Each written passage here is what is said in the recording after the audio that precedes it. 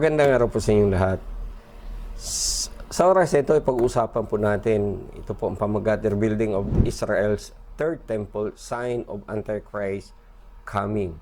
Ang palatandaan po ng paglabas ng Antichrist ay yung pong third temple sa Israel. Bago niyan, ay bigay muna ako ng introduction. Ano po ba ang temple?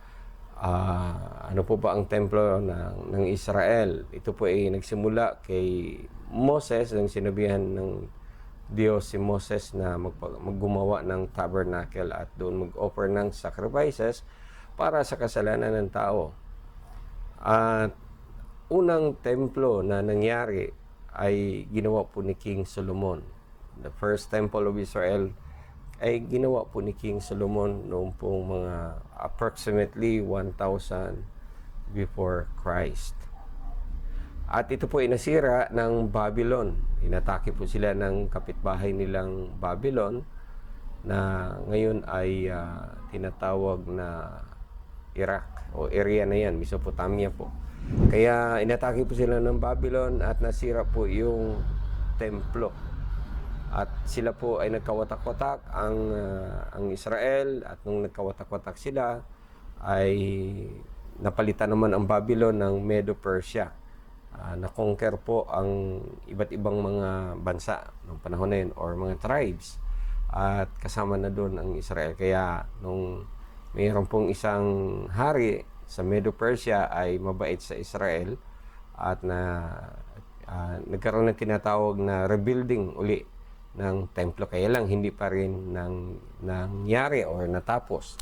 Kaya dumating po yung panahon ni Herod.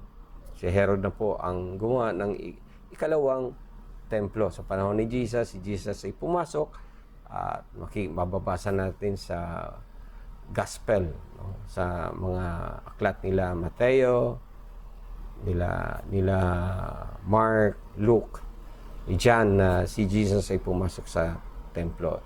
Ang templo na yon ay Herod's temple kasi yung unang templo na ginawa ni Solomon nasira. At ang sumunod na templo kay Herod naman ay nasira pa rin nung umatake ang mga Roman soldiers noong AD 70. History po ito. Pwede niyo pong i-check. Kaya nung AD 70 ay umatake ang mga Roman soldiers, at ano po nangyari? Nasira po ang pangalawang templo. Kaya ngayon meron bang templo? Wala.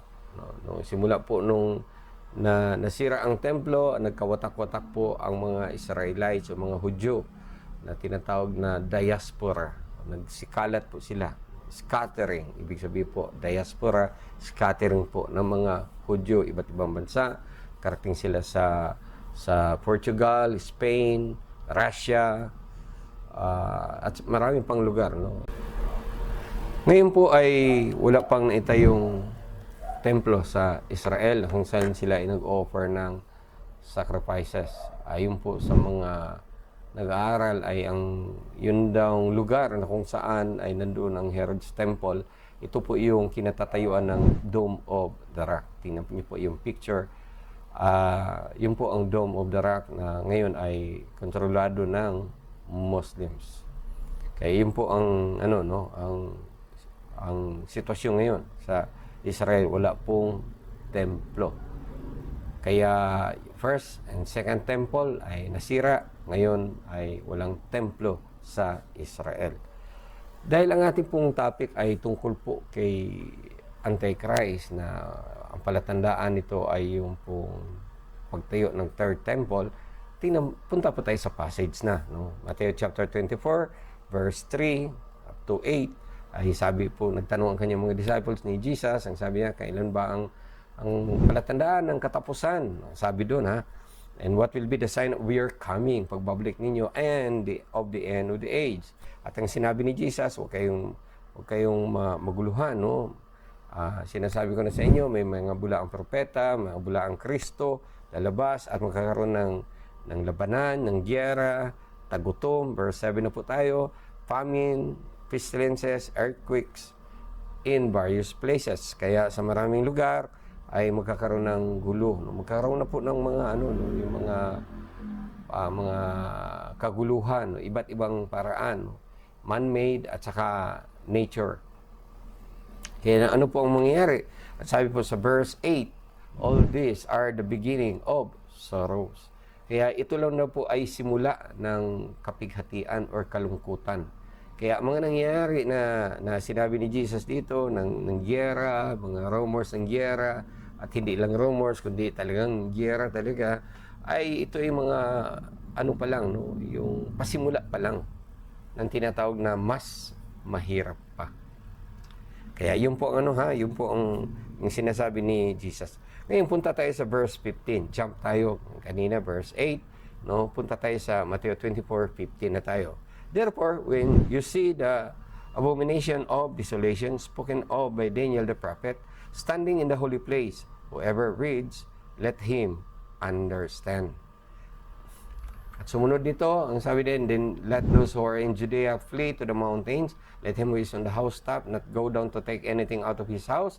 Let him who is in the field not go back to get his clothes. But woe to those who are pregnant, to those who are nursing babies in those days.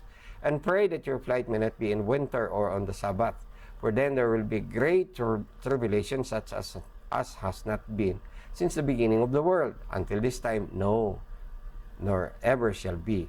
And unless those days were shortened, no flesh would be saved. But for the elect's sake, those days will be shortened. Then if anyone says to you, look, here is the Christ, or there, do not believe it. For false Christs and false prophets will rise and show great signs and wonders to deceive, if possible, even the elect. See, I have told you beforehand. Ngayon, balikan po natin ang verse 15. Sabi po dito na sabi ni Jesus, meron na po kapag nakita niyo na yung abomination of desolation. Ito po yung anong tawag dito? Despising the temple na sinasabi po ni Daniel. At tinutukoy po dito na sinasabi ni Jesus ay yung pong Daniel 9:27. Kaya ang verse 15, konektado po ito sa 9:27. Yung sinabi ni Jesus sa verse 15 ay ito po, ang tinutukoy niya ay ang verse 27. Tingnan po natin ang verse 27. Then he shall confirm a covenant with many for 1 week, but in the middle of the week he shall bring an end to sacrifice and offering. On the wing of a nation shall be one who makes desolate, even until the consummation which is determined is poured out on the desolate. Kaya yung sinasabi po dito na abomination shall be one who makes desolate. Abomination shall be one who makes desolate. Kaya verse 27, yun po ang tinutukoy ni Jesus. Ngayon, gusto ko pong ipaliwanag sa inyo ano pong ibig sabihin ng verse 27. Ano po ba ang kahulugan? Ang Book of Daniel, ito po ay prophecy. Ang ibig sabihin, ito po ay nagsasabi ng mga darating na mangyayari. Ang Book of Revelation sa New Testament naman ay nagsasabi pa rin ng mga mangyayari sa future. Kaya ang Daniel at saka Revelation ay pareho lang po sila. No, ito po ay mga aklat na kung saan ay sinabi na doon kung ano ang mangyayari sa darating na panahon. I-interpret po natin ang Daniel 9:27. Ano po bang kahulugan ng Daniel 9:27? Okay, ang sabi po din, he shall confirm covenant with many for 1 week. Yung pong ang tinutukoy po doon si Antichrist. Ayon sa mga nag-aaral about the prophecy. Kaya ang hipo na yun ay si Antichrist. Anong gagawin niya? He will have a covenant agreement, treaty. Saan? Sa Israel. Ilang days. Ang sabi dito, 1 week. Kaya lang, ang 1 week na yun, hindi po yun talaga 1 week. Magkakaroon ba naman ng treaty na days lang? No, hindi po. Kundi ito po ay figurative. Ang ibig sabihin po noon, 7 years. Kaya 1 week ay ang ibig sabihin noon, 7 years. Kaya si Antichrist magkaroon ng treaty, agreement with Israel for 7 years. Tapos ang sumunod ay, but in the middle of the week. No? Kaya ano po ang mangyayari sa middle of the week? Ang ibig sabihin noon, middle of 7 years. Kaya kung middle of 7 years, ibig sabihin 3.5 years po yun. Kaya sa 3.5 years, ito po ang mangyayari. The first 3.5 years, ito po ay peaceful. No, maayos po, maganda ang takbo ng mundo. At pero the last 3.5 years, ito na po yung tinatawag na the Great Tribulation. Dito na papasok yung sinasabi sa Revelation na mark of the 666, mark of the name of the Antichrist. Dito na papasok ang maraming mamatay na mga hayop sa dagat, sa river, no, at marami pa mga nakakatakot na sinasabi ang Book of Revelation. Diyan po mangyayari yan sa the last 3.5 years ng 7 years. Yun po ang sabi ng mga nag-aaral. Okay, kaya ang sabi ng ilan, ang Antichrist daw ay dumaan na nung pong panahon ni Greek King Antiochus Epiphanes.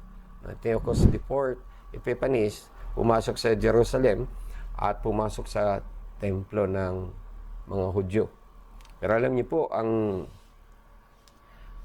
kung ito po ang Antichrist, tumutukoy sa Antichrist, dapat po mayroon ng tatakan ng 666. Kaya alam, wala pa tayong nalaman na gano'n, no? Ayon sa history, wala pang nangyari.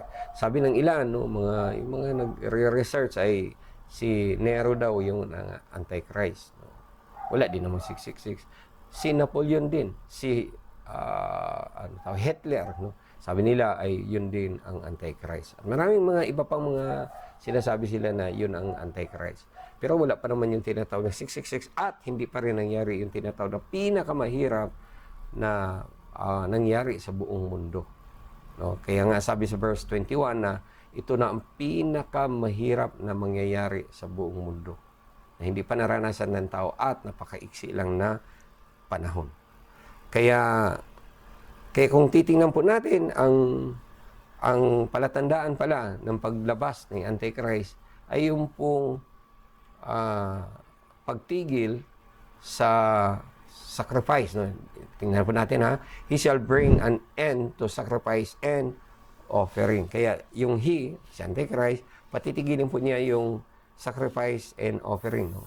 Ayun sa verse 27 ng Daniel 9. Kaya kung patitigilin, ibig sabihin, lalabas na si Antichrist, magpapakita na siya ng kanyang ugali. Kung iyon ay yung sabi ko nga kanina sa inyo, yung general na si Antiochus IV Epiphanes, kung siya yun, ay dapat mayroong tatakan ng 666 para wala eh. Kaya nga, hindi siya. Kaya, ibig sabihin, ito pa ay mangyayari pa lang. No, mangyayari pa lang yung sinasabi sa Book of Revelation na mark of the beast or 666. Yun ay mangyayari pa lamang. Kaya paano magsisimula yun? Pagkatapos yung itigil ang sacrifice sa templo. Doon pa lang lalabas ang kulay ng taong ito na siya pala ang Antichrist na magkakaroon ng covenant sa Israel.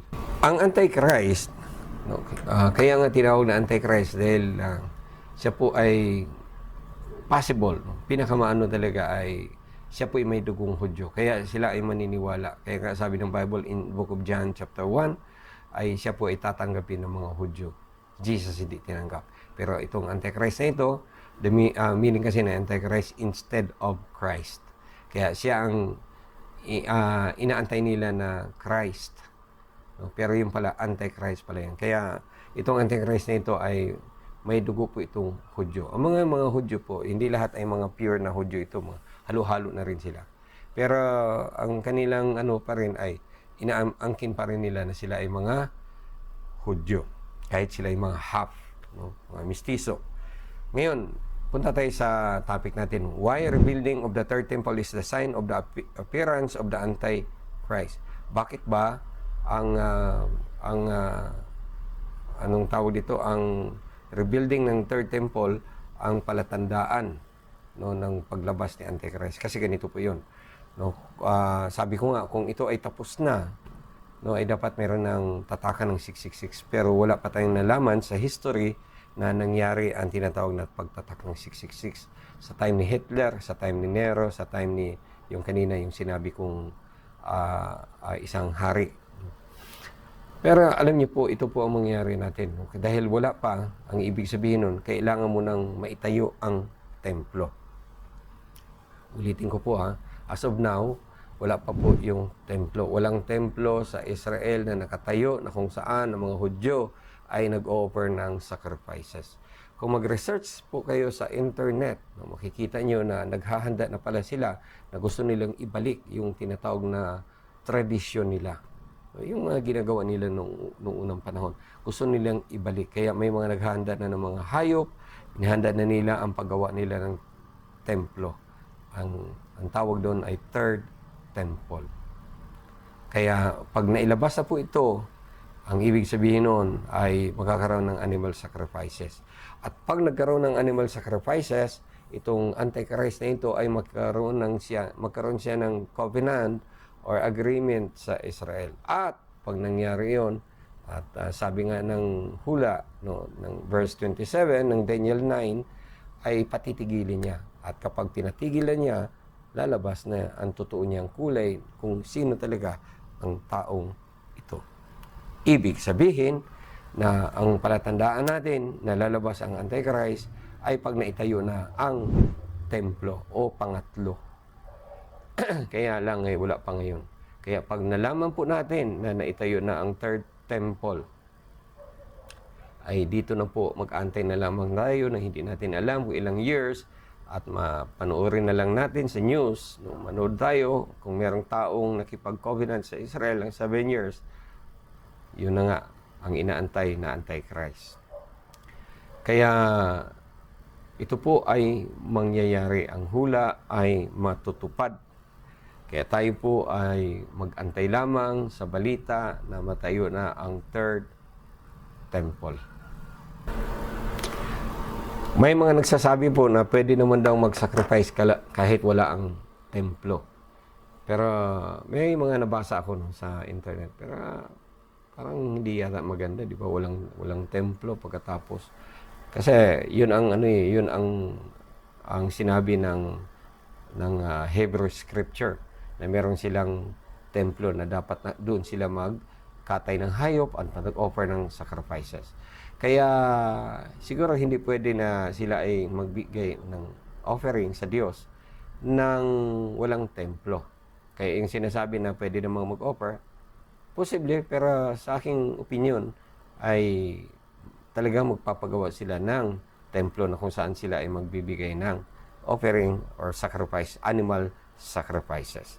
Kaya, conclusion po tayo.